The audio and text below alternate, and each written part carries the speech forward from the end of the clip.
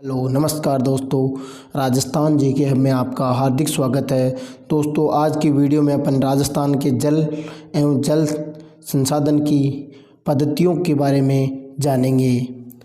देखो पहला क्वेश्चन है, भारत के कुल सतही जल संसाधनों में राजस्थान का कितना प्रतिशत भाग है? 1.70, 2.86, 1.16 और 1 से कम। कितना प्रतिशत भाग है? 1.16 या 1.16। और भूमिगत जल कितना है?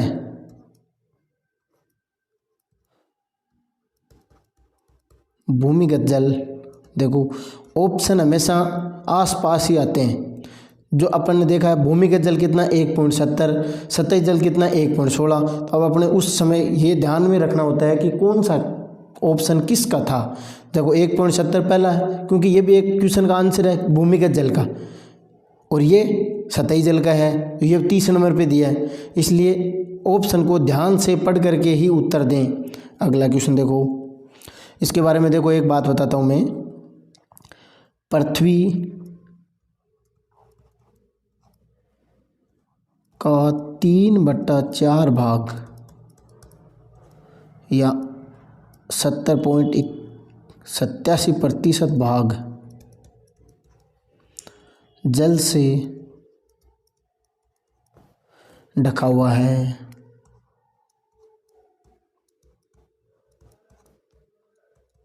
पृथ्वी का 3/4 भाग या 70.87% भाग जल से ढका हुआ है। अब देखो इसका 97% भाग जो ढका हुआ है ना, इसका 97% भाग तो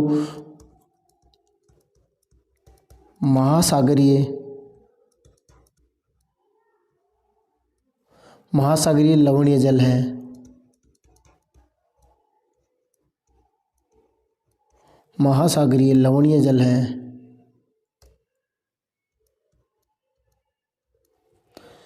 और 2% भाग पर ग्लेशियर है। 2% भाग ग्लेशियर है। और 1% से कम, 1% भी पूरा नहीं, 1% से कम मीठा व पीने योग्य पानी है।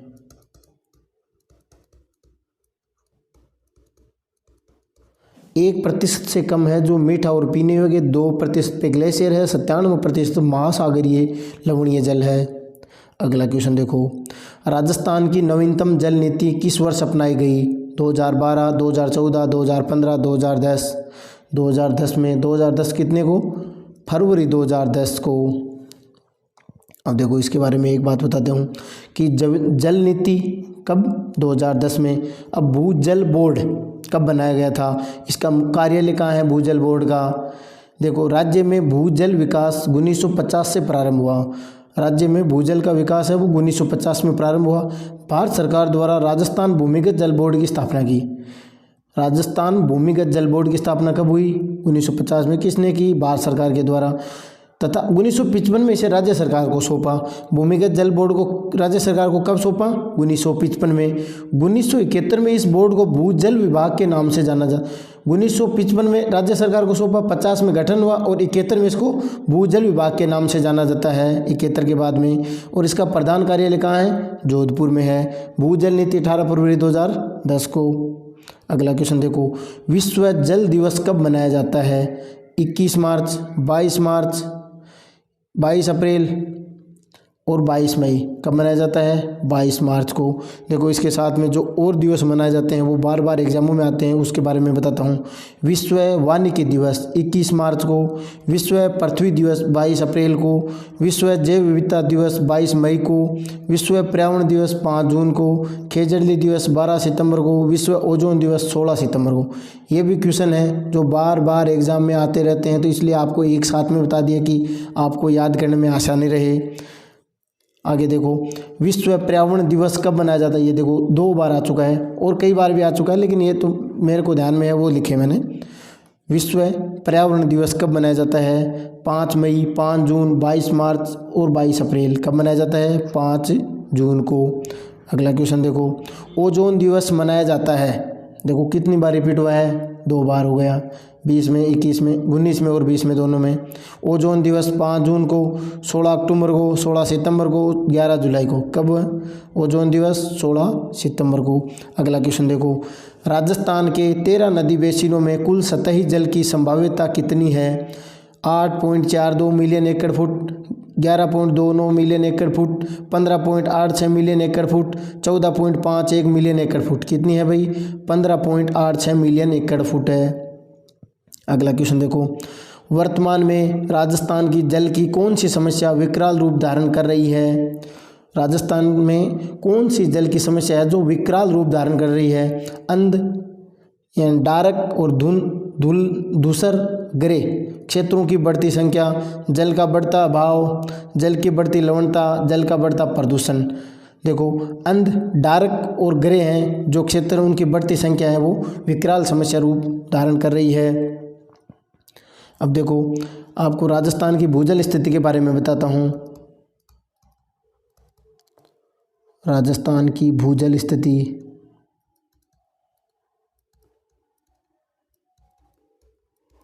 राजस्थान की भूजल स्थिति देखो, सुरक्षित श्रेणी में, सुरक्षित श्रेणी वाले जिले,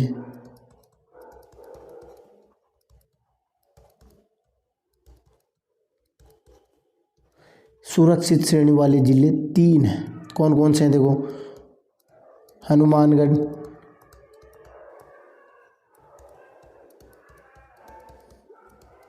गंगानगर और बांसवाड़ा। हनुमानगढ़, गंगानगर और बांसवाड़ा, ये 2 जिले हैं वो ऊपर ऊपर से, और ये एक सबसे नीचे का। 2 तो उत्तर के और एक दक्षिण का। अब देखो, अर्ध संवेदनशील,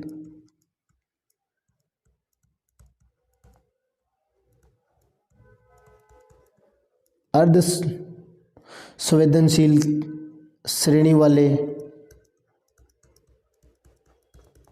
में 2 हैं, एक तो टोंक है और एक कोटा है। टोंक और कोटा है। अर्ध संवेदनशील टोंक और कोटा अर्ध संवेदनशील में, और संवेदनशील में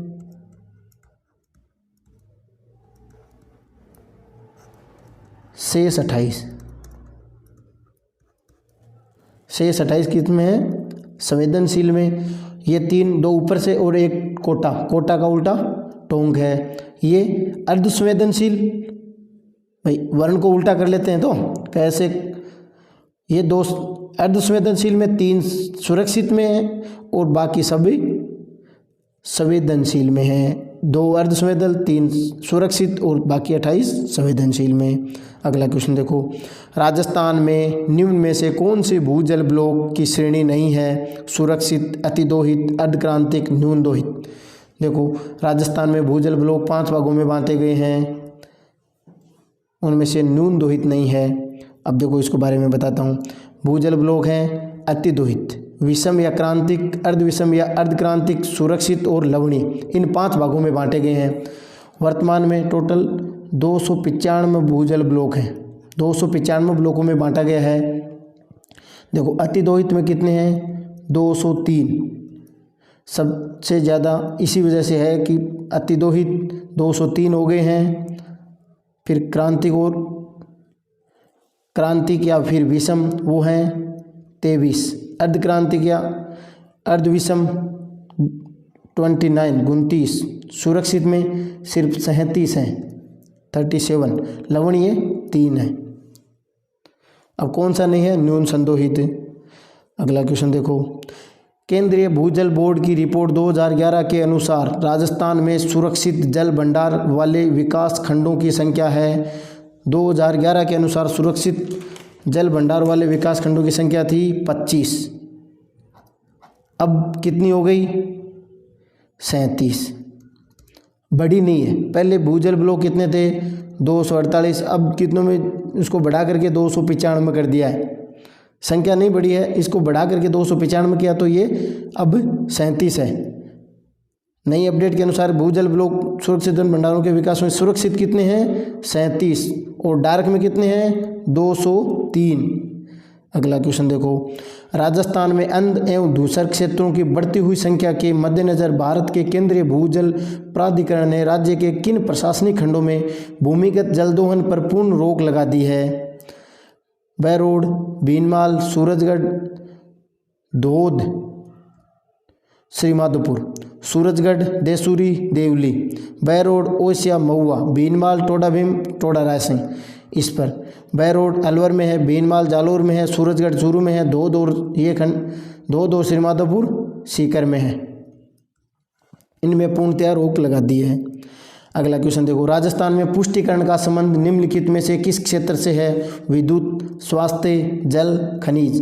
पुष्टिकरण का संबंध किससे है? जल से है। देखो पुष्टिकरण के अलावा और विधि जो योजना है, एक है मुख्यमंत्री जल स्वावलंबन अभियान, इसका संबंध किससे है? जल से है। इसका शुभारंभ वसुंधरा राजे द्वारा 27 जनवरी 2016 को झालावाड़ के गर्दनखेड़ी गांव से किया।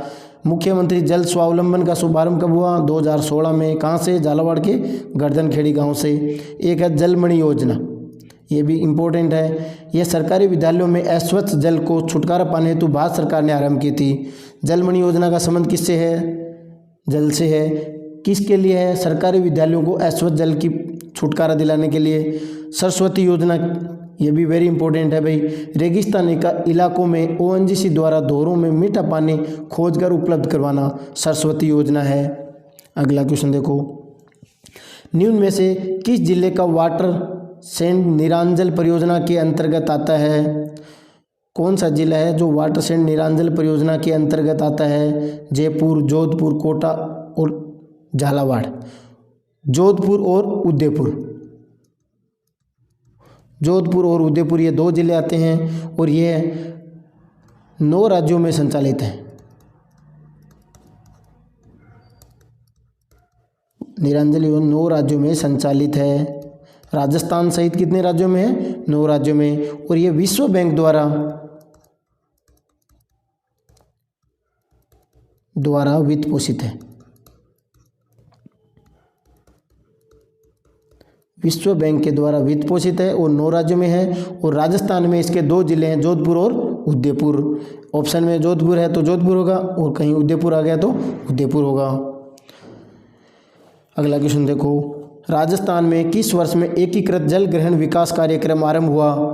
1974, 1977, 1989, 1999। एकीकृत जल ग्रहण कार्यक्रम 1989 में हुआ। अगला क्वेश्चन देखो, राजस्थान सरकार ने बजट 2012 में एक हाइड्रोलॉजी और जल प्रबंधन संस्थान की स्थापना की घोषणा की। यह निम्नलिखित में से किस जिले में स्थापित किया जा रहा है? अब देखो स्थापित तो हो चुकी है। हाइड्रोलॉजी एवं जल प्रबंधन संस्थान की स्थापना कहाँ की गई है? जोधपुर, जैसलमेर, बीकानेर, कोटा। बीकानेर में। हाइड्रोलॉजी और जल प्रबंधन संस्थान की स्थापना कहाँ हुई? बीकानेर में हुई। अगला क्वेश्चन देखो, राजस्थान में सिंचाई प्रबंध एवं प्रशिक्षण संस्थान कोटा की स्थापना कब की गई? 1985, 1982, 1984, 1983। 1984 अगस्त में। और सिंचाई प्रबंध एवं प्रशिक्षण संस्थान की स्थापना कहाँ की गई? कोटा में। सिंचाई प्रबंध एवं प्रशिक्षण संस्थान कहाँ है? ये भी क्वेश्चन इंपॉर्टेंट है, कई बार आता है भाई। सिंचाई प्रबंध एवं प्रशिक्षण संस्थान कोटा में है। कब की गई? 1984 में, अगस्त में। अब देखो इसके बारे में एक बात बताता हूँ, यह क्यों की गई, इसका उद्देश्य क्या है? सिंचाई एवं कृषि विभाग के कर्मचारियों और अधिकारियों तथा कृषक विभाग को समुचित जल उपयोग एवं कृषि ज्ञान हेतु प्रशिक्षण दिया जाता है। यहाँ सिंचाई एवं कृषि विभाग के कर्मचारियों, अधिकारियों एवं कृषक वर्ग को, कर्मचारी, अधिकारी और कृषक वर्ग को समुचित जल का उपयोग करना एवं कृषि ज्ञान हेतु प्रशिक्षण दिया जाता है यहाँ पर। अगला क्वेश्चन देखो, टांका और खड़ीन प्रकार हैं। आदिवासी युद्ध कौशल, आदिवासी बोलियां, कृषि पद्धति, परंपरागत जल संरक्षण पद्धतियां। टांका और खड़ीन क्या है भाई? परंपरागत जल संरक्षण पद्धतियां। देखो परंपरागत जल संरक्षण पद्धतियों को आपको ट्रिक से याद करने का बताता हूं मैं आपको।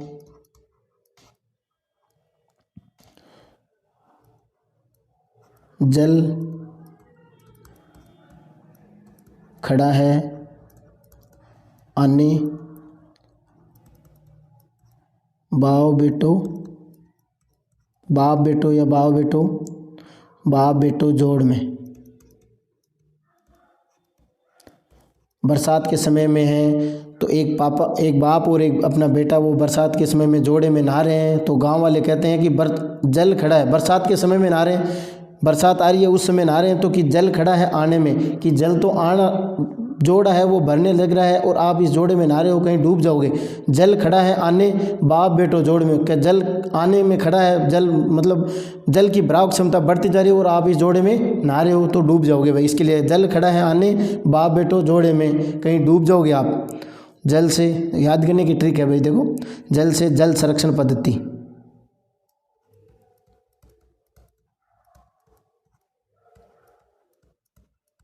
जल से जल संरक्षण पद्धति। खड़ा से खड़ीन, खड़ीन है वो जल संरक्षण की पद्धति है। आ से आगोर, ने से नाड़ी, बाव से बावड़ी, बे से बेरा या बेरी, टो से टोबा या टांका, टोबा और टांका, जोड़ से जोहड़। देखो ये है जल से जल संरक्षण की पद्धति है। खड़ा से खड़ीन, आ से आगोर, ना से नाड़ी, बाव से बावड़ी, बे से बेरा और टो से टोबा या टांका, जोड़ से जोहड़। ये जल संरक्षण की पद्धति है। अपना क्वेश्चन क्या था, टांका और खड़ीन दोनों क्या है, जल संरक्षण की पद्धति है।